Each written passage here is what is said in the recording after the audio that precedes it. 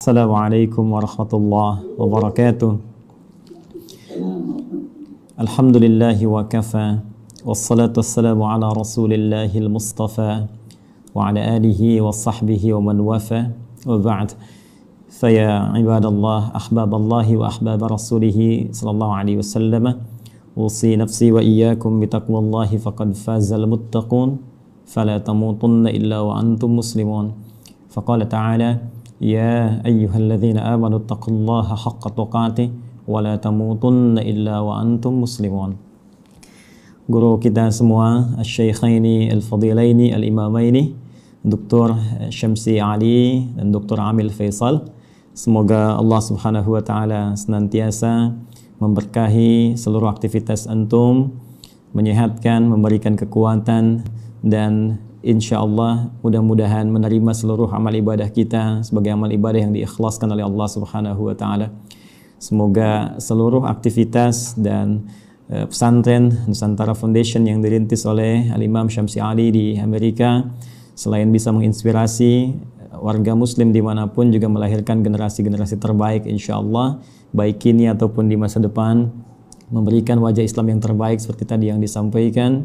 Pun demikian dikhususkan untuk Adinda, putra dari Ustaz Amir Faisal yang akan melanjutkan studi. Semoga Allah senantiasa berikan taufik, istiqamah untuk tafaqquh fid din, dan kembali untuk bisa menyampaikan risalah pengetahuannya seperti yang diamanahkan dalam Al-Quran surah ke-9 At-Taubah di ayat 122 itu.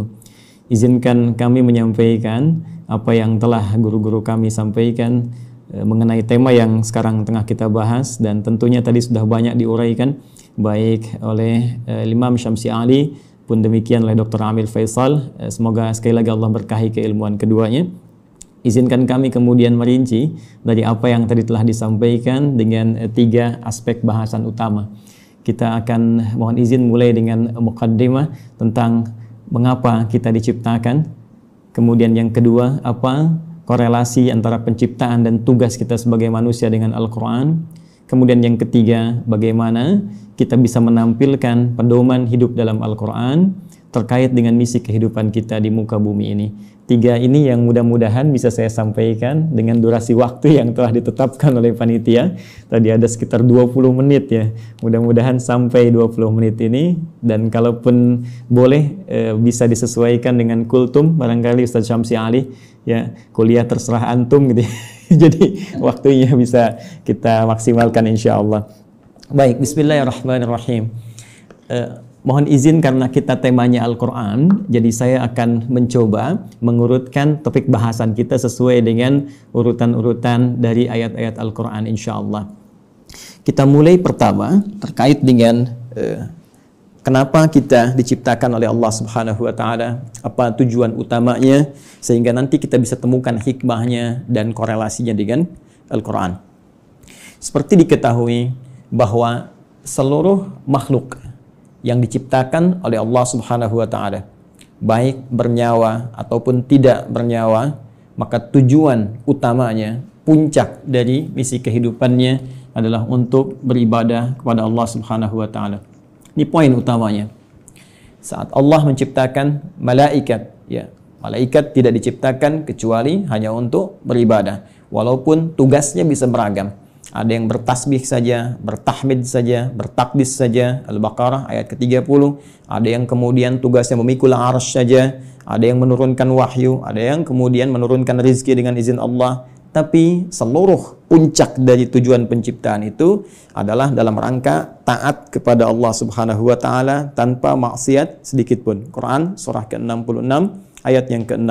La ya'sunallaha ma amarahum wa yaf'aluna ma yu'marun. Jadi kalau kita ambil misalnya makhluk dalam konteks tertinggi, sempurna diciptakan dalam arti tidak ada potensi untuk berbuat maksiat dan selalu ada dalam jalur ketaatan, yaitu malaikat. Malaikat pun tidak diciptakan oleh Allah kecuali tujuan utamanya untuk ibadah. Ya, pun demikian kita kembali kepada manusia ataupun juga dengan jin. Kalau kita ingin satukan keduanya, ya, jin tentunya diciptakan sebelum manusia, jadi saya dahulukan ya, setelah malaikat kemudian jin, saya dahulukan sebelum manusia. Quran surah ke-15 Al-Hijr ayat ke-27. Wal janna khalaqnahu min qablu min naris samum. Ya, sedangkan jin itu kata Allah kami ciptakan sebelum manusia dari materi yang berbeda, dari api yang menyala-nyala. Baik, pun demikian dengan manusia setelahnya.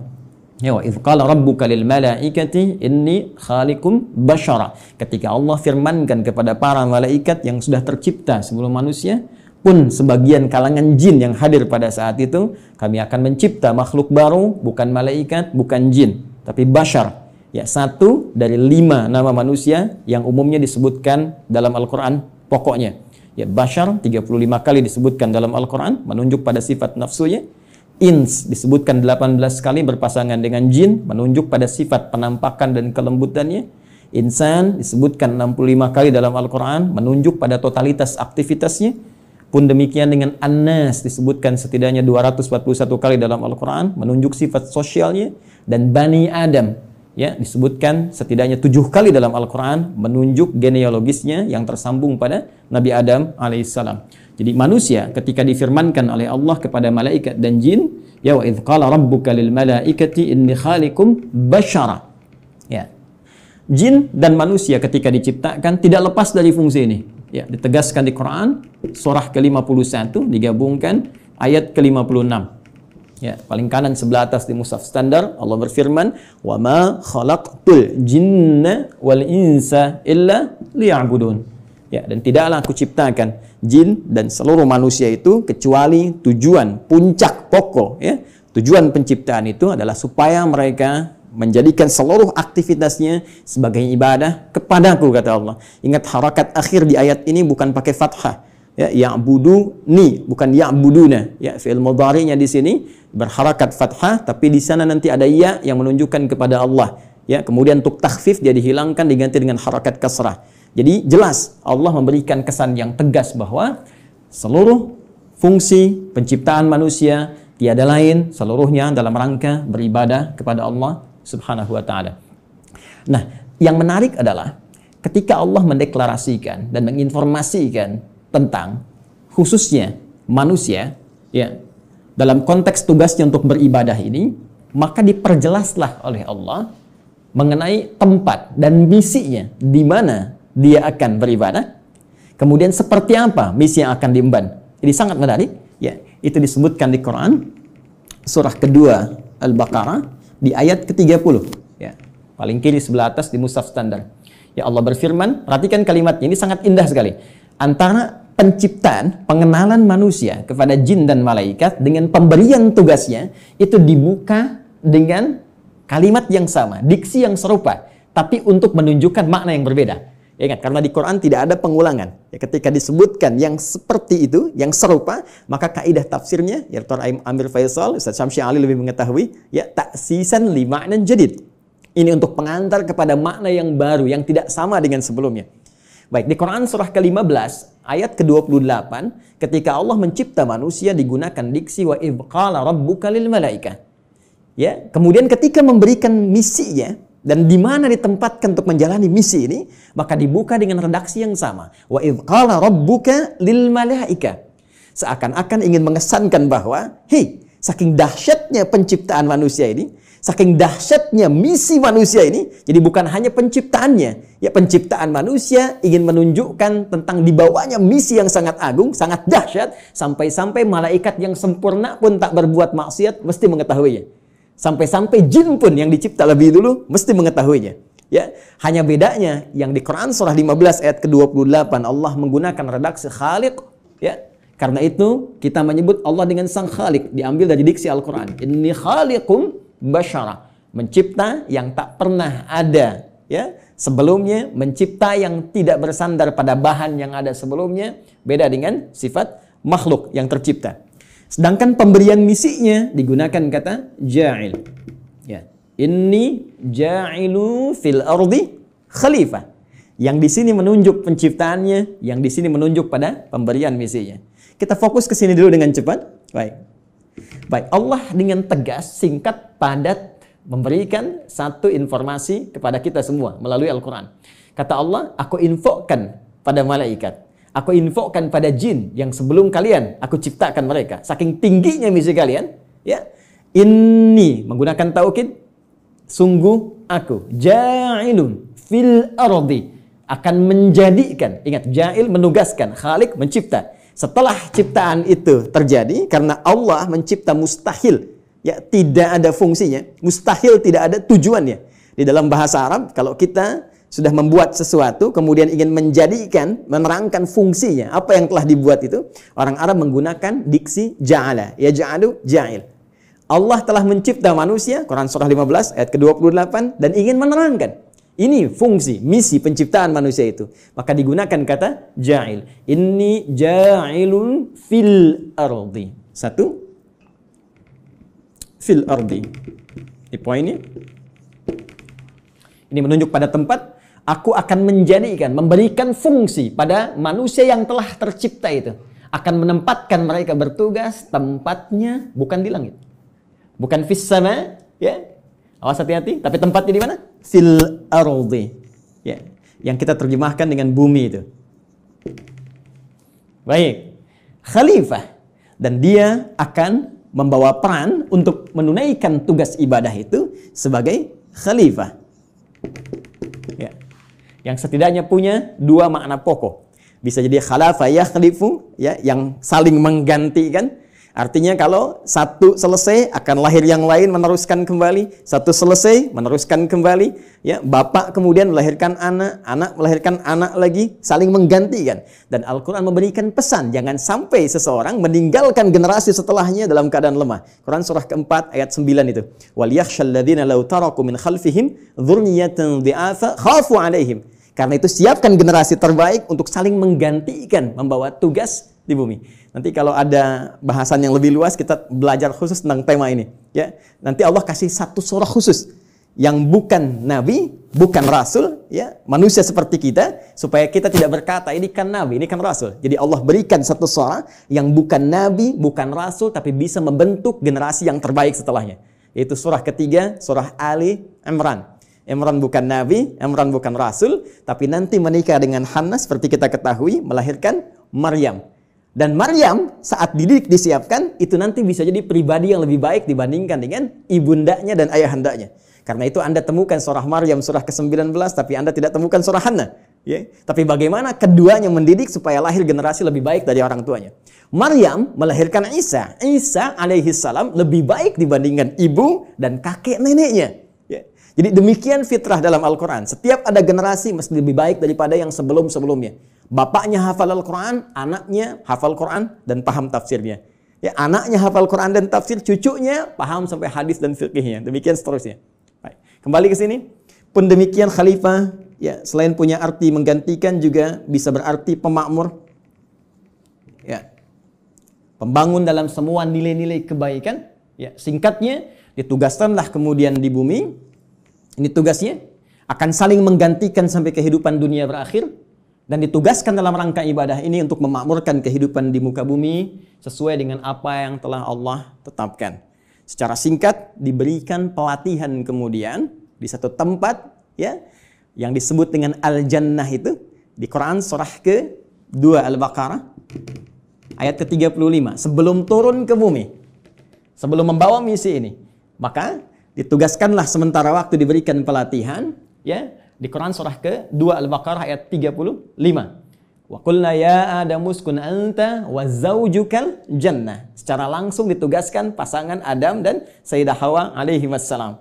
Silahkan keduanya dimasukkan oleh Allah Subhanahu wa taala untuk diberikan pelatihan sebelum diturunkan untuk bertugas ke bumi. Silahkan masuki al-jannah ini, sering terjemahkan dengan surga, oke? Okay? Tapi mohon dicatat, surga ini bukan surga yang kelak kita akan masuki. Ya, karena yang kelak kita akan masuki itu jelas keterangannya, mala ainan ra'at wala udhunun sami'at wala khatara ala qalbi bashar. Enggak pernah terlihat, enggak pernah terdengar, ya. Ya, dari kisah-kisah kita manusia, enggak pernah terfikirkan seperti yang kita lamunkan. Baik. Dan yang paling menarik, tidak ada perintah dan larangan lagi, semua kenikmatan.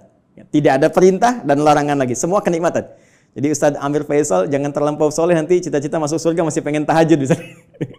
Jadi semua kenikmatan, ya. Tapi di sini tidak. Di sini ada ujian. Wala taqraba hadhihi syajara fatakuna minadh dhalimin. Ya, jangan coba-coba engkau dekati pohon ini. Ujian pertama.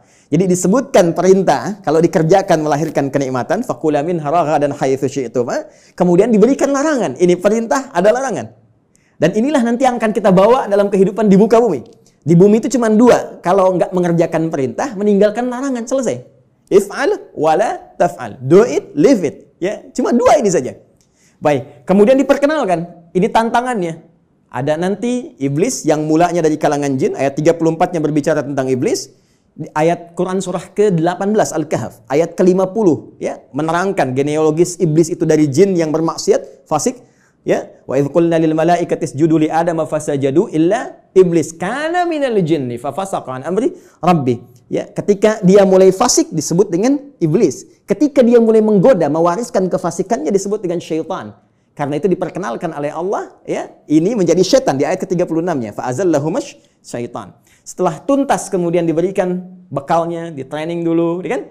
Diberikan pelatihannya, diperkenalkan musuhnya. Ini yang harus dikerjakan, ini yang harus ditinggalkan, ini yang akan dibawa nanti dalam kehidupan di bumi. Setelah siap itu semua, teman-teman sekalian, barulah diturunkan Adam alaihissalam beserta Sayyidah Hawa alaihissalam, keduanya untuk memulai tugasnya di bumi.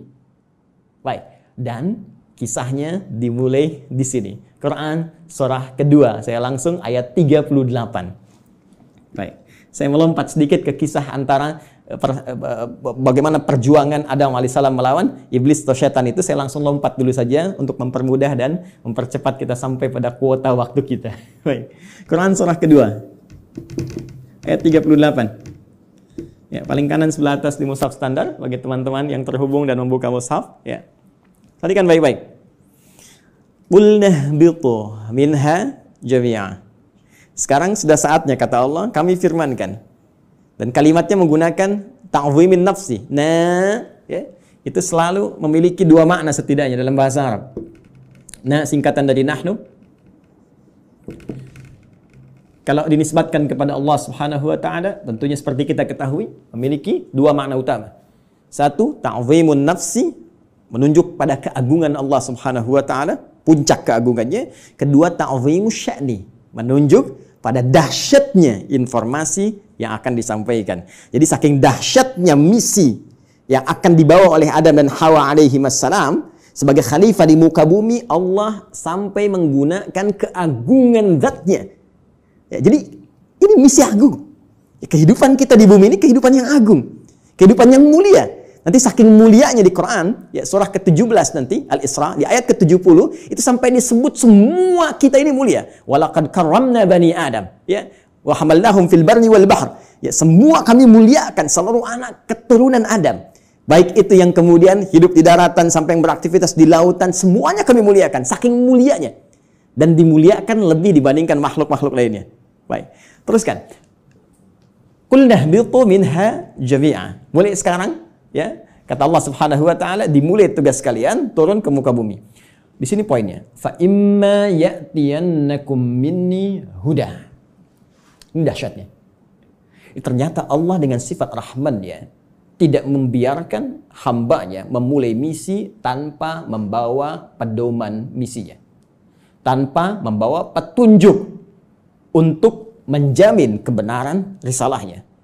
Untuk menjamin terukurnya setiap misi yang ia bawa. Ternyata bersamaan dengan misi yang dibawa itu dan tugas dimulai dalam beraktivitas di muka bumi dengan misi tadi itu, Allah bersamaan dengan itu semua menurunkan satu pedoman kehidupan yang disebut dengan huda. Ini poinnya. Fa imma ya'tiyannakum minni huda. Nanti saat kamu telah turun di bumi dan mulai akan mengawali misimu itu, maka kami akan sertakan dengan itu semua petunjuk kehidupan. Ingat, hudan kalau disebutkan, saya telah gali diksi ini, ya, dari bahasa Arab, termasuk penyebarannya di Al-Quran, derivasinya, ragamnya, ini Masya Allah, ini bukan hanya diartikan dengan petunjuk, tapi bisa berarti jalan menuju kemudahan, bisa diartikan jalan menuju kesuksesan, bisa diartikan solusi dari segala kesulitan, bisa diartikan jalan untuk membuat kita bahagia dalam ibadah. Secara singkat, kalau kita kumpulkan diksi hudan dalam Al-Quran, secara singkat seluruh arahnya itu mengarah kepada pedoman kehidupan. Ya, pedoman hidup. Ini yang harus kamu kerjakan, ini yang harus kamu tinggalkan, ini yang harus kamu lakukan. Kamu akan mengalami ini tantangannya, ini solusinya. Itulah hudan. Dan sifat rahman Allah menjadikan penugasan ini menjadi nyaman untuk dijalani dan terhindar dari segala kegelisahan dan kesedihan. Perhatikan ujung kalimat ayatnya. Fa imma ya'tiyannakum minni hudan faman tabi'a hudaya. Kalau nanti petunjuk, pedoman hidup ini diikuti saat bertugas di bumi, ya Adam, Hawa, sampaikan pada anak cucumu, setiap mereka ikuti, ya kalian ikuti semua petunjukku ini. Kalimatnya di ujungnya ada ya nisbah kepada Allah. Petunjukku. Jadi ini bukan Nabi Adam yang buat, bukan Sayyidah Hawa yang buat. Ya, Allah yang langsung tetapkan. Fala khaufun 'alaihim wa la hum yahzanun. Allahu akbar. Maka aku jamin, kata Allah, fala khaufun 'alaihim la fala khauf. Ya, selama menjalani misi di bumi ini tidak akan pernah merasakan kekhawatiran, kegelisahan. La khauf, tidak gelisah. Gelisah itu lawannya tenang. Ya, berarti kalau tidak gelisah, tenang. Ya, wala khaufun 'alaihim wala hum yahzanun. Yahzanun, sedih. Lawannya senang. Allahu akbar. Ya, lawan dari sedih, senang. Ini sangat menarik. Jadi ketika Allah menugaskan Adam alaihissalam, ya, kemudian beserta pasangannya Sayyidah Hawa alaihissalam untuk kemudian berkembang di muka bumi, melahirkan anak keturunan disebut dengan Bani Adam nanti, ya kan? Ternyata semua misi itu misi yang menyenangkan dan misi yang menenangkan. Jadi kalau dibawa ke rumah tangganya senang, tenang. Dibawa ke kantor, di kantor tenang, senang. Dibawa ke tingkat kehidupan sosial, senang, tenang. Jadi ternyata tugas di bumi ini tugas yang menyenangkan. Tugas yang menenangkan, menenangkan dan menyenangkan. Jadi kalau ada orang yang hidup di bumi selalu gelisah, ya selalu merasa tidak senang, ini menunjukkan boleh jadi kehidupan ini tidak disertai dengan pembacaan pada pedoman hidupnya. Ini yang disebut dengan hudan. Nah, teman-teman sekalian, menariknya, setiap berganti generasi, ya, karena Adam itu alaihissalam selain nabi, beliau juga manusia. Ya, nabi punya fitrah kenabian, manusia punya fitrah kemanusiaan. Baik, karena setiap nabi itu manusia, maka manusia punya fitrah kemanusiaan. Di antara fitrahnya pasti mengalami kematian, wafat. Setiap yang berjiwa pasti wafat. Quran surah ke-3, Ali Imran ayat 185. Kullu nafsin dha'iqatul maut. Semua, bukan satu dua orang, seluruh umat bahkan ada kuotanya, ada batasnya. Ya, batas kematian disebut dengan ajal. Quran surah ke-7, Al-A'raf ayat 34. Walikulli ummatin ajal. Fa idza jaa ajaluhum la yastakhiruna sa'atan wa la yastaqdimun. Bahkan semua punya batas hidupnya. Ya, harus diisi. Ya, bagaimana Allah memberikan bimbingan, dia isi itu sampai menemukan ujung batas hidupnya, dan jika sudah tiba tak akan mampu dia mundurkan, tak akan mungkin bisa dimajukan. Ya, jadi mohon izin lompat sedikit ya, nggak usah memaksakan diri. Ada kita lihat ada yang orang bunuh diri, mencoba-coba, nggak usah coba-coba. Kalau sudah tiba waktunya meninggal juga. Kalau belum tiba ya nggak akan wafat. Ya, nah ini poinnya. Karena Adam itu manusia. Karena itu punya fitrah kemanusiaan, maka Adam pun wafat. Ya, setelah itu mewariskan anak keturunan Quran surah ke-4, ya, ayat yang pertama, ya ayuhan nasu taqu rabbakumul ladzi khalaqakum min nafsin wahidah wa khalaqa minha zawjaha wa batha minhuma rijalan katsiran wa nisaa. Melahirkan keturunan, ada laki-laki, ada perempuan, sampai kemudian mereka berkomunal, ya, berkelompok-kelompok, bersuku-suku, kemudian bahkan menyebar lebih luas lagi, saling mengenal dan saling berinteraksi. Quran surah ke-49, Al-Hujurat ayat ke-13. Ya ayuhan nas, wahai seluruh manusia, inna khalaqnakum min dzakarin wa untha. Kami ciptakan kalian, ada laki-laki, ada perempuan. Ternyata manusia cuma dua jenis, ya, laki-laki dan perempuan. Awas, hati-hati, ya. Wa ja'alnakum syu'uban wa qabaila. Kemudian setelah itu kami jadikan kalian, ya, syu'uba, berkelompok-kelompok, membentuk satu komunitas dari keluarga ke masyarakat, RT, RW sampai negara, sampai benua dan sebagainya. Wa qabail, ada suku-sukunya, tujuannya lita'arafu, untuk saling membangun sinergi, membangun link, saling mengenal, dan dengan itu membawa misi kekhalifahan yang tadi disebutkan. Ya, inna akramakum indallahi atqakum. Yang paling mulia di antara kalian yang meningkat nilai kebaikan yaitu takwanya. Poinnya, Adam wafat, manusia menjadi berkembang, dan setiap perkembangan ini pasti akan terpengaruhi oleh lingkungan di mana mereka beraktivitas. Kullu mauludin yuladu 'alal fitrah, ya fa abawahu yahwidanihi aw yunasrani aw yumajjisanihi. Semua yang terlahir itu baik, cuma lingkungan nanti yang membentuk dia bisa merubah bahkan menjauh dari Allah Subhanahu wa taala. Dalam konteks ini, saya ingin cepat, saking sayangnya Allah kepada kita semua, Allah tidak menginginkan seluruh manusia yang hidup di bumi mengalami kebuntuan dalam membawa misinya dan bahkan mengalami kegagalan. Yang Allah inginkan semua konsep tadi senang dan tenang. Maka di setiap pergantian generasi itu, maka Allah utuslah kemudian seorang rasul, ya, utusan, seorang nabi yang membawa kembali pedoman-pedoman yang dahsyatnya sesuai dengan era dan masa yang dialami. Nabi Adam selesai, muncul Nabi Nuh. Nabi Nuh kemudian membawa risalah. Nuh selesai, muncul nabi lainnya. Terus sampai ke Nabi Muhammad sallallahu alaihi wasallam. Menariknya, teman-teman sekalian, seluruh nabi dan rasul yang diutus oleh Allah Subhanahu wa taala, yang membawa pedoman hidup bagi masyarakatnya, bagi umatnya yang diarahkan sesuai dengan masanya itu, semua petunjuknya, pedomannya diberi nama dengan nama utama yang serupa, yaitu Hudan. Silakan Anda cek. Kita ambil yang paling dekat lah ke masa Nabi Muhammad SAW. Nabi Isa, Nabi Musa alaihi wassalam. Nabi Musa misalnya, ini yang paling populer yang banyak disebutkan dalam Al-Quran. Ya, saya sebutkan dekat itu bukan dekat dalam konteks masa waktu, tapi dekat dalam konteks sering banyak disebutkan sehingga sering didekatkan. Ya, tiga nabi ini yaitu Nabi Musa, Nabi Isa dan Nabi Muhammad SAW yang mewakili banyak kisah dalam Al-Quran. Nabi Musa, kitabnya Taurat. Ya. Taurat ketika disifati oleh Allah Subhanahu wa taala menjelaskan fungsinya, maka tidak jauh dengan diksi ini, Hudan. Buka Al-Quran surah ke-17 Al-Isra, ayat yang kedua.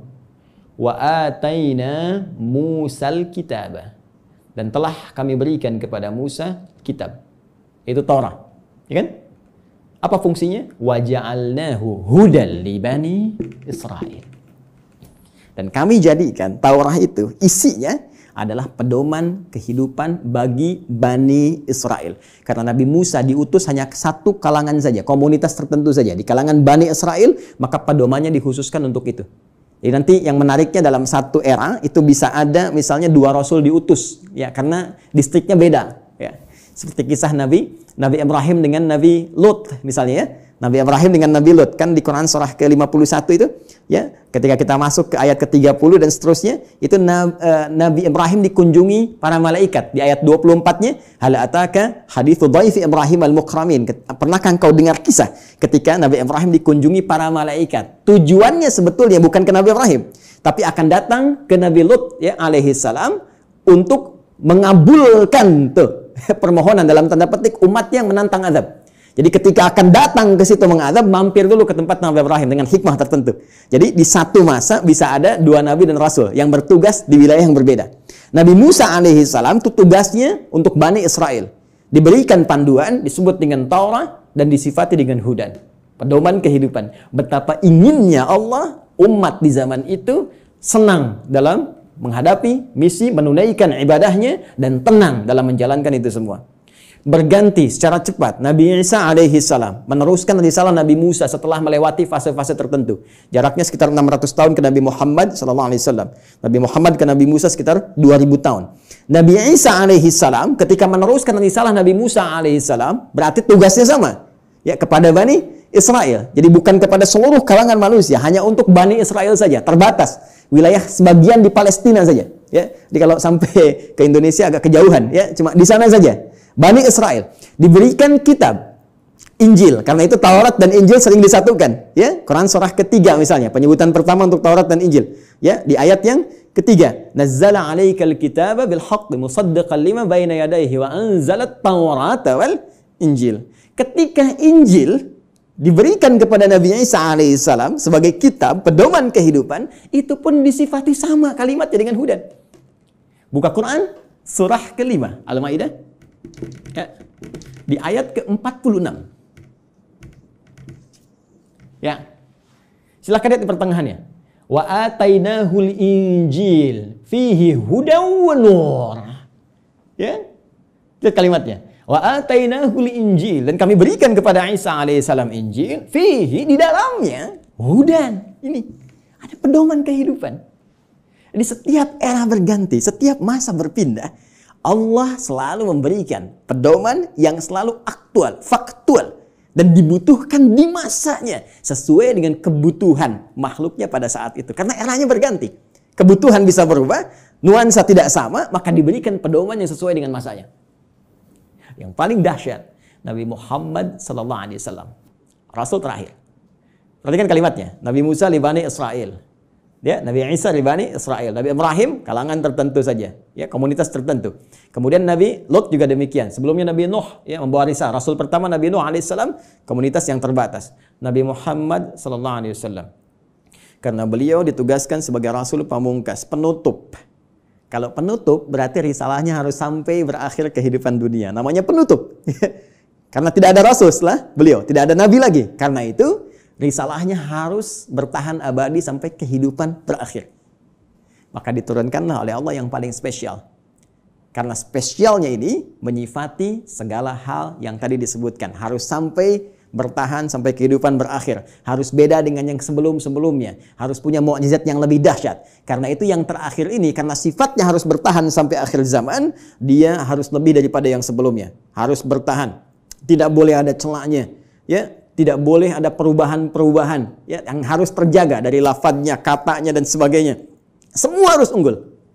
Maka dipilihlah oleh Allah Subhanahu wa taala, ditetapkan oleh Allah Subhanahu wa taala, karena ini yang paling dahsyat, yang paling baik, semua yang terkait dengannya selalu baik. Silakan cek. Yang dipilih turun membawa risalah ini, membawa wahyu ini, ya, teman-teman sekalian, dari kalangan malaikat Jibril alaihissalam. Ketika dipilih langsung naik statusnya menjadi Sayyidul Malaika, Ruhul Amin. Nabi Musa punya teman, setiap rasul di bumi punya teman rasul dari langit. Nabi Musa punya teman Malakul Maut. Baik, Nabi Muhammad SAW punya teman malaikat Jibril. Malaikat Jibril ketika ditugaskan menyampaikan risalah yang akan dibawa kepada Nabi Muhammad SAW, maka langsung naik status jadi Sayyidul Malaika. Diturunkannya, teman-teman sekalian, di hari Jumat. Ya, hari Jumat, harinya naik status langsung menjadi apa? Sayyidul Ayyam. Yang dipilih menerima ini Nabi Muhammad SAW langsung naik status jadi Sayyidul Anbiya wal Mursalin. Bulannya, ya, bukan main-main. Bulannya bulan Ramadan. Ya, bulan Ramadan. Perhatikan baik-baik. Jumat naik status, Jibril naik status, Muhammad SAW naik status. Bulannya Ramadan langsung naik status jadi Sayyidul Syuhur. Bulan yang sangat dimuliakan. Saking mulianya, hanya turun satu malam yang penuh dengan keberkahan hanya di bulan itu saja. Untuk apa? Untuk mengagungkan risalah terakhir yang dibawa. Karena itu nanti surah ke-97, surah yang menyebut keutamaan malam Al-Qadar itu akan disandingkan dengan turunnya wahyu yang sangat istimewa untuk menunjukkan keagungan risalah dan wahyu terakhir yang akan diturunkan pada Muhammad SAW. Tiada lain, tiada bukan, itulah Al-Quran. Inna anzalnahu fi Lailatul Qadar. Ya, sungguh dengan segala keagunganku aku akan berikan informasi yang sangat dahsyat. Inna, aku tegaskan, aku kuatkan, ya, anzalnahu fi Lailatul Qadar. Kami turunkan Al-Qur'an itu di malam Al-Qadar. Baik, teman-teman sekalian, fokus di sini. Apa kaitan Al-Qur'an dengan hudan itu? Kita kuatkan kembali dengan Quran surah kedua ayat 185. Paling kiri di pertengahan di mushaf standar. Ya. Quran surah kedua ayat 185. Karena yang paling dahsyat, ya, karena ini yang paling istimewa, dan untuk seluruh manusia tanpa batasan, maka redaksinya mesti beda. Perhatikan kalimatnya. Syahrul Ramadan alladzi unzila fihil Quran.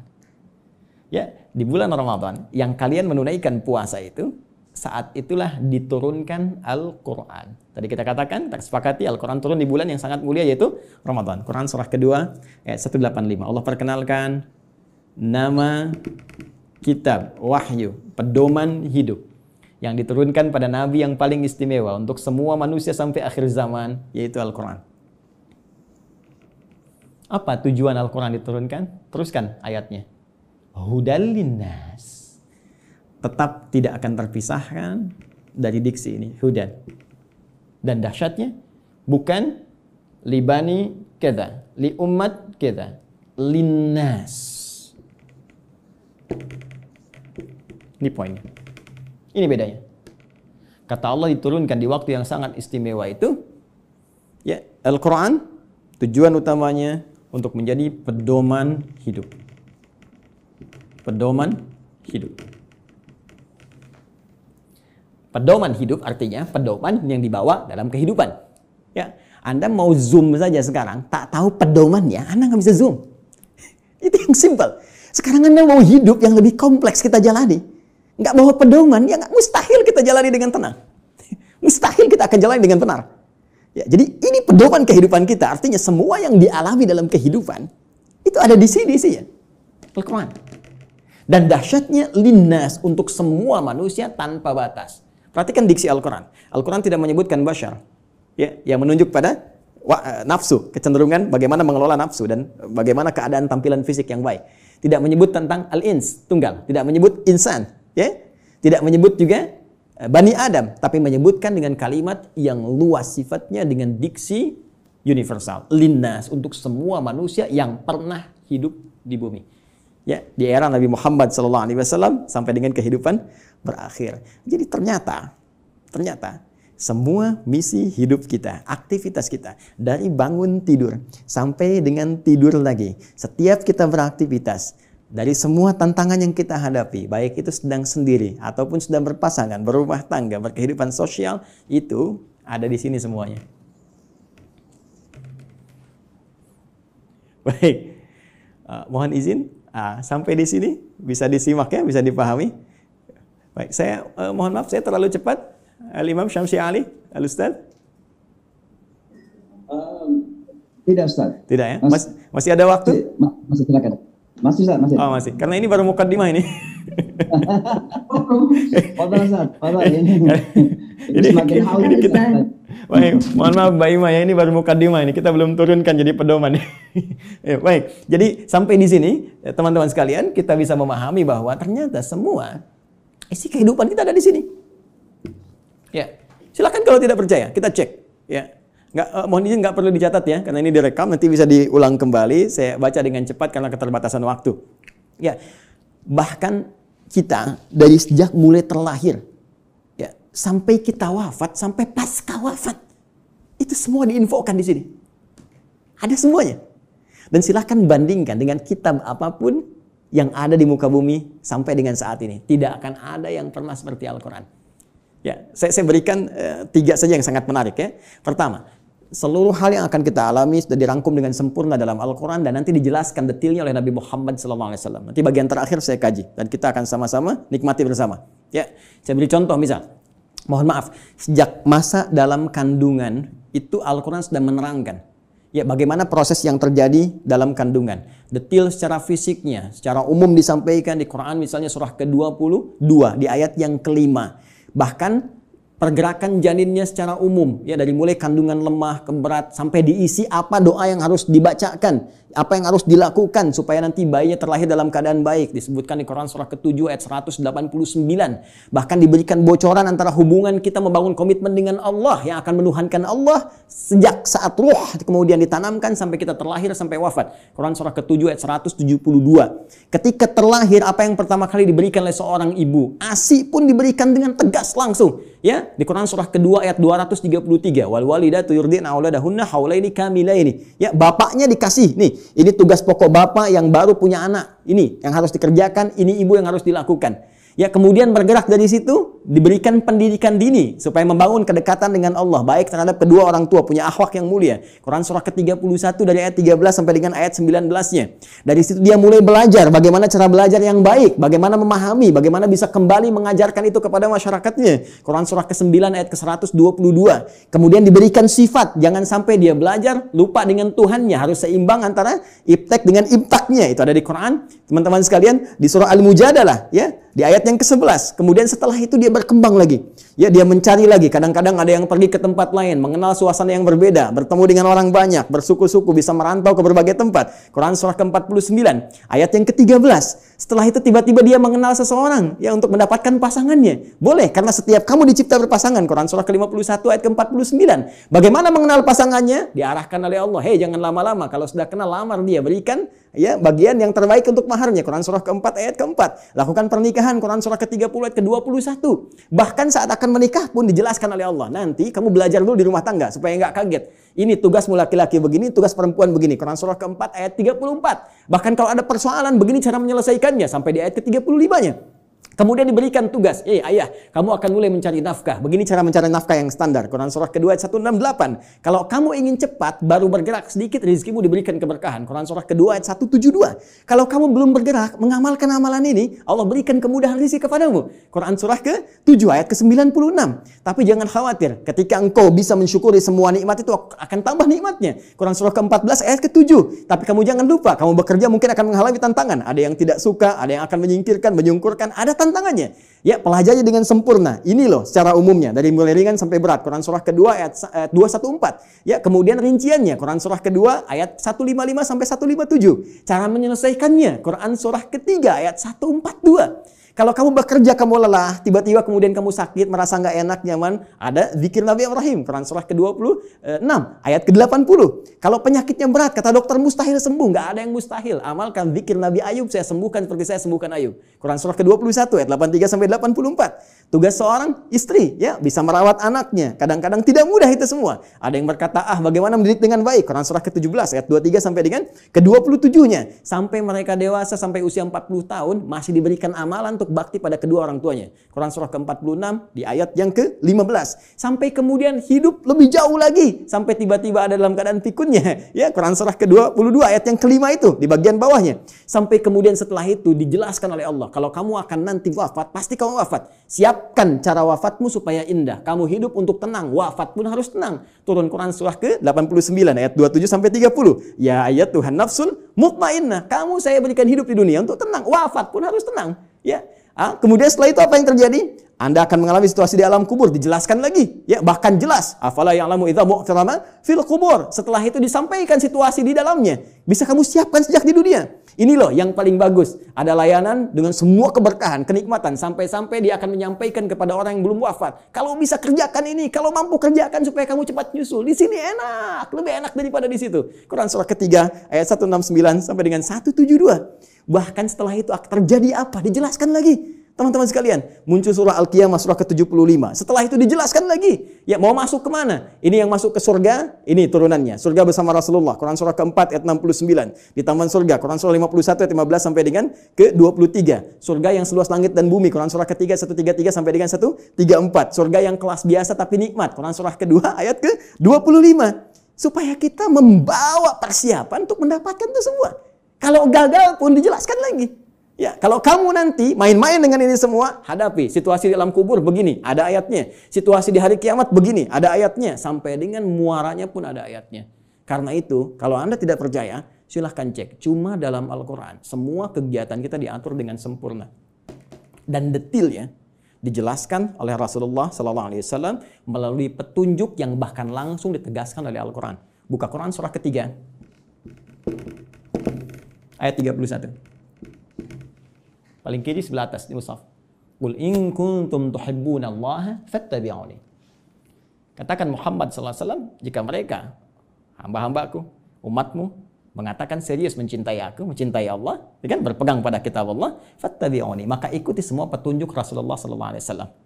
Ya, Nabi diutus, diturunkan untuk menyampaikan risalah Al-Quran secara sempurna. Detailnya seperti apa? Digambarkan oleh beliau. Dan dijamin langsung oleh Al-Quran. Surah ke-33. Ayat ke-21.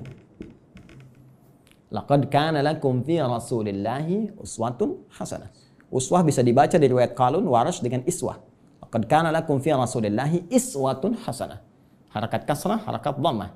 Kasrah menunjukkan sesuatu yang kecil, ringan, tipis, pecah. Kasrah zujaj, kaca itu pecah sehingga melahirkan pecahan-pecahan yang kecil.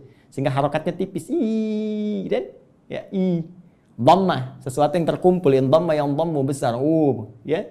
Jadi yang melekat pada Rasulullah itu jangankan ya yang besar-besar, yang dahsyatnya, yang sholat malamnya sampai bengkak-bengkak, yang bagaimana pahala dengan sedekahnya, ya luar biasa diberikan, bagaimana perhatiannya pada umat. Bahkan yang kecil-kecilnya pun kalau diikuti akan jadi teladan dalam kehidupan. Jadi uswah itu ya keteladanan yang bila diikuti, yang mengikuti menjadi teladan lagi, yang saling terwariskan. Jadi ketika kita mengamalkan isi Al-Quran dengan petunjuk yang disampaikan oleh Rasulullah SAW, maka secara otomatis kata Allah, hidup kita pun selain menjadi tenang, nyaman, akan jadi teladan di masanya. Silahkan cek. Nabi wafat, sahabat jadi teladan. Sahabat wafat, tabi'in jadi teladan. Sampai sekarang kita kenang. Semua yang mendekat kepada Al-Quran, demi Allah saya katakan, jika mendekatnya dengan cara yang benar, pasti akan mendapatkan semua kenikmatan yang dijamin tadi. Sekarang bagian terakhirnya, mohon izin dengan cepat sekali, bagian terakhirnya. Bagaimana kita mengeluarkan petunjuk Al-Quran ini? Sehingga menjadi pedoman dalam kehidupan. Ternyata sekarang itu begitu mudah. Dulu zaman Rasulullah, sahabat berjuang. Ya, mengatasi banyak persekusi, bahkan ada yang dieksekusi dan sebagainya. Bahkan belum ada media seperti sekarang, ya. Ada yang tinggal ngeklik saja keluar informasinya dan sebagainya. Tadi Ustaz Amir Faisal sudah menyampaikan, ya, perjuangannya sangat berat. Tapi yang paling menarik, ternyata dari perjuangan yang sangat berat dan dahsyat itu yang terwariskan pada generasi setelahnya. Zaman sahabat banyak menghafal, mengajarkan, menyebar, tabi'in menghafal dan seterusnya. Itu membawa manfaat yang besar bagi kehidupan kita. Karena semua detil penjelasan dari Al-Quran ini ternyata sudah dirinci langsung selama kurang lebih ya 23 tahun melalui seluruh keterangan yang melekat pada Rasulullah SAW. Baik tadi perkataannya, perbuatannya, tindakannya, sifat, sikap, dan segala bahkan diamnya disebut dengan takrir. Ya, semua yang melekat pada Rasulullah disebut dengan hadis. Jika dipraktikkan dalam kehidupan, jadi jalan kehidupan disebut dengan sunnah. Maka di sini kita mengenal istilah Al-Quran, kemudian sunnah untuk tafsiran segala pedoman hidup yang dipraktikkan dalam kehidupan. Maka teman-teman sekalian, kalau kita rinci penjelasan ini dengan menggabungkan dua saja, menurut langsung perintah Allah Subhanahu wa Ta'ala, Al-Quran dan As-Sunnah, kita akan temukan detil pedoman kehidupan kita di sini keseluruhannya. Kalau tidak percaya, sekarang mari kita cek. Ya. Ini sudah kita pahami. Gambaran pedoman kehidupan umumnya. Detailnya ada di sini. Tadi saya katakan, semua pedoman ini yang terkait dengan keterangan Nabi SAW, kemudian diwariskan pada sahabat, sahabat mengajarkan pada tabi'in, di masa-masa setelahnya, selain ada yang menghafal, ada juga yang menuliskannya. Dan tulisan ini sampai kepada kita, dikenal dengan kitab-kitab hadis. Ya, atau kitab-kitab sunnah, kutubus sunnah atau kutubul hadis. Banyak orang mempersepsikan bahwa kitab-kitab ini hanya bacaan semata. Kalau kita gali lagi, itu Masya Allah. Ya, sampai hari ini saya begitu mengagumi para ulama hadis itu ternyata bukan sekedar mengumpulkan segala yang terkait dengan Nabi, tapi mereka sekaligus menyusun itu semua sebagai pedoman kehidupan untuk kita. Dan dibuat bab-bab sesuai dengan apa yang akan kita jalani dalam kehidupan. Ya.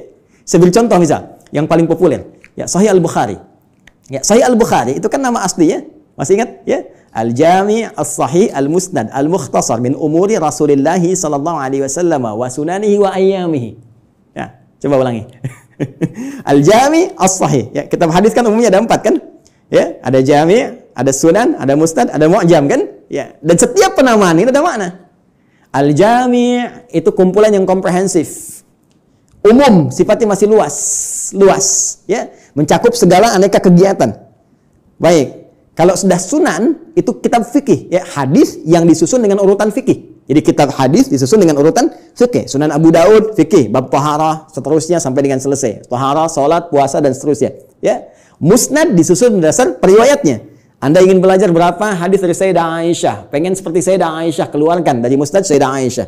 Ya, tadi ingin belajar anaknya pintar, keluarkan misalnya Musnadnya Ibnu Abbas radhiyallahu taala anhuma. Mu'jam berdasar urutannya, Mu'jam At-Tabrani misalnya, ya. Baik, tapi ketika kita baca Al-Jami' secara umum, ya, tuntunan kehidupan dari mulai bangun tidur sampai dengan tidur kembali. Al-Jami' kata Imam Al-Bukhari, Al-Jami' saya susun kitab ini dengan materi yang cukup luas, tuntunan kehidupan yang bersumber dari Nabi. As-Sahih isinya sahih semua, saya pastikan saya cari. Ya, al-musnad tersusun sanadnya sampai ke Rasul. Si A, si B, si C disebutkan sampai ke Nabi. Al-mukhtasar isinya nggak bertele-tele, langsung kepada esensinya. Ini keterangan dari nabinya. Kalau butuh penjelasan saya jelaskan sedikit. Min umuri Rasulullah sallallahu alaihi wasallam. Saya tuliskan di sini terkait dengan seluruh kegiatan Rasulullah yang bisa saya dapatkan dan saya tuliskan. Karena nanti yang tak mampu Imam Al-Bukhari sampaikan, nanti Imam Muslim datang melengkapi. Ya, sehingga disebut sahihain. Muslim meninggal dua, ada yang tidak dapat sampai ke situ, nanti ada Al-Hakim An-Naisaburi, ya, datang kemudian dengan syarat Al-Bukhari dan Muslim menyebutnya Al-Mustadrak. Secara singkat, wa sunanihi wa ayyamihi, dan sunnah-sunnahnya dan kegiatan hariannya selama 24 jam. Teman-teman, pernahkah membuka Sahih Al-Bukhari dan kita lihat ternyata di situ ada 97 pembahasan. 97 kitab. Kalau bahasa kita sekarang bab, dinamakan kitab, di bawah kitab ada bab lagi. Dari 97 bagian ini, itu ternyata ini petunjuk kehidupan kita. Penjelas dari apa yang Allah sampaikan melalui Rasulullah SAW. Ya, setelah kita Badul Wahyi menetapkan risalah Nabi Muhammad SAW, bagaimana ciri-ciri seorang Nabi, seorang Rasul, supaya nanti tidak ada yang ngeklaim di kemudian hari, ada Nabi baru, Rasul baru. Ya, dijelaskan. Orang kalau baca Sahih Al-Bukhari, kitab pertama selesai. Sudah, nggak akan ada lagi ketika ada info ini ada Nabi baru, sudah lewat tuh. La Nabi ya ba'di. Ya, ini kan yang aneh begini. Kalau ada ngaku Nabi itu nggak aneh. Karena Nabi sudah mewanti-wanti, la Nabi ya ba'di. Nanti kelak akan ada ngaku Nabi. Ya, kalau ada begitu, langsung tolak aja, nggak ada Nabi setelah Rasulullah. Ya, ya. Jadi kalau ada yang ngaku, itu nggak usah aneh. Yang aneh itu setiap ada yang ngaku, ada pengikutnya. Itu masalahnya. Ya. Jadi kalau kita belajar bab pertama selesai, menetapkan risalah Nabi, ya, dan ini pun dahsyat. Di antara maksudnya untuk memberikan kekuatan argumentasi bahwa semua keterangan ini disampaikan oleh seorang yang mendapatkan risalah langsung dari Allah, yaitu Nabi. Buktinya begini. Dan Kitabul Iman ada 57 hadis. Anda sering bertanya, iman saya sering naik turun kayak lift. Ya, kalau naik saya semangat ibadah, kalau turun jangankan salat sunnah, salat wajib kadang-kadang juga ada rasa malas. Bagaimana men-charge itu semua supaya semangat lagi? Kitabul Iman. Kitabul Ilmi, ya, Ustaz Amir Faisal, putranya mau belajar melanjutkan ke Mesir, ya, dan teman-teman yang lain, ada Kitabul Ilmi setelahnya. Bisa dikeluarkan bagaimana petunjuk pedoman belajar langsung dari Nabi. Dan dahsyatnya di Sahih Al-Bukhari ini tidak dimulai satu hadis kecuali dengan ayat Qur'annya dulu. Ini ayatnya, ini hadisnya, hadisnya, hadisnya, hadisnya. Silahkan cek. Kitabul Bai', teman-teman yang pebisnis, ya, silahkan. Yang berniaga, yang berbisnis, keluarkan Kitabul Bai'. Kitabul Tijarah, ya, kitabnya Kitabul Bai', turunannya turunan tentang bisnis. Di pemerintahan, diplomasi, birokrasi, Kitabul Imarah. Ya. Sekarang masa pandemi, ya, teman-teman keluarkan ada Kitabul Wabah, tentang bab wabah, taun, ada semua, ada semua. Dan kalau kita jeli lihat lagi, demi Allah saya katakan, hanya di Islam yang semua tuntunan kehidupan dari bangun tidur sampai tidur lagi ada pedomannya. Silahkan cek. Ya, bangun tidur ada doanya. Silahkan cek, bandingkan dengan keyakinan manapun. Cuma di Islam. Ini kita dalam konteks ilmiah ya, sedang berargumentasi. Jadi kalau nanti di soal kita berargumentasi. Ya, jangan diadukan, tapi kita didiskusikan. Ya, baik. Sekarang lihat, bangun tidur ada doanya. Ya, dan doa itu jangan salah. Doa itu bukan kalimat formalitas yang kita ucapkan untuk menjadikan sesuatu hanya sebagai ibadah semata. Bukan hanya itu. Tapi isi doa itu pedoman bagaimana kita menjalaninya. Bangun tidur apa yang harus dilakukan? Ya, buka misalnya di Abu Daud, nomor hadis 1367 dari Ibnu Abbas radhiyallahu taala anhuma ketika menginap di rumah Sayyidah Maimunah radhiyallahu taala anha. Beliau menyimak Nabi bagaimana Nabi bangun di malam hari untuk mengikuti salat malamnya. Kata beliau, kana Nabi sallallahu alaihi wasallam idza staiqadha min naumi, adalah kebiasaan Rasulullah SAW apabila bangun dari tidurnya. Fajalasa, beliau duduk sebentar. Pemasaha biyadi min athari naumi, kemudian menghilangkan bekas ngantuk dengan tangan yang beliau duga bersih. Ya, ya, jadi dihilangkan dulu. Jadi bukan langsung baca doa saat ngantuk begini. Bangun jam 3:30 masih ngantuk begini. Ketika sadar lagi jam 6 udah hilangkan lu ngantuknya. Baru setelah itu faqara akhirah khawatim surah Ali Imran, membaca 10 ayat terakhir surah Ali Imran, baru baca doa. Alhamdulillahilladzi ahyana ba'da ma amatana wa ilaihin nusyur. Ditegaskan lagi nanti di Al-Bukhari itu nomor hadis 181 nanti, ya, oleh siapa? Mu'adz bin Jabal, ya, dan Dundub bin Junadah. Nanti menyampaikan risalah hadis terkait doa bangun tidur. Bukankah isi doa bangun tidur itu pedoman kehidupan? Silakan cek lagi. Alhamdulillahilladzi ahyana ba'da ma amatana. Saya bersyukur padamu ya Allah yang telah memberikan kesempatan kembali pada saya untuk menjalani kehidupan. Padahal Engkau bisa wafatkan aku dalam tidur tadi. Ya. Wa ilaihin nusyur. Perhatikan, sering diterjemahkan dengan dan kepadanya akan kembali. Hei kawan, nusyur dari kata nasyara artinya beraktivitas untuk mencari bekal pulang. Ya, Anda menyebar. Yang dari Makassar, dari Sumatera, dari Papua, dari Kalimantan bisa datang ke Jakarta untuk mencari bekal supaya bisa mudik pulang. Ramadan pulang mudik. Itu bahasa Arab disebut dengan nasyara yansyaru. Kalau menyebar luas disebut intasyara yantasyiru. Menyebar. Untuk pulang kampung. Kita pun akan pulang. Ya. Teman-teman, mudik itu yang kita lakukan setiap tahun, ya kan? Itu kan bahasa Arab jelas. Ya. Waktunya disebut mi'ad, tempatnya disebut ma'ad. Kita itu pulang kepada Allah. Quran surah 3 ayat 9. Innallaha la yukhliful mi'ad. Pasti kita pulang. Allah nggak mungkin menyalahi janjinya. Tempatnya disebut dengan ma'ad, tempat pulangnya. Ibnu Qayyim al-Jauziyah punya kitab Zadul Ma'ad. Kita pasti pulang. Karena itu saat bangun dari tidur kita berjanji kepada Allah, ya Allah, hari ini saya akan cari bekal lebih baik daripada hari sebelumnya. Supaya kalau saya pulang hari ini, keadaan pulang saya lebih baik, ya Allah. Makanya diajarkan sebelum tidur kita evaluasi diri. Nabi evaluasi hari ini apa yang dikerjakan, besok merencanakan. Turun Al-Insyirah surah ke-94 itu, fa idza faraghta fansab ila rabbika farghab, ya. Disiapkan dari sekarang apa yang mau dikerjakan besok. Ayo teman-teman, saya cek ya. Jangan-jangan selama ini kita pun belum siap mengerjakan apa yang kita lakukan besok. Untuk waktu Indonesia, di Amerika mungkin masih pagi, kan? Saya tanya pada Anda mau baca Quran berapa halaman hari ini? Berapa ayat? Mau sedekah berapa banyak? Mau tahajud jam berapa nanti? Kadang-kadang luput dari kita, malamnya kita koreksi. Makanya Nabi istighfar sebelum tidur. Mengoreksi, Nabi aja yang ahli surga. Tempat terbaik, manusia paling mulia, paling takwa. Yang dilepaskan semua bebannya saat di akhirat. Diberikan surga sampai beliau mengatakan saya puas. Wala sawfa yu'tika rabbika fatarda. Wala sawfa yu'tika rabbuka fatarda. Itu masih istighfar kepada Allah.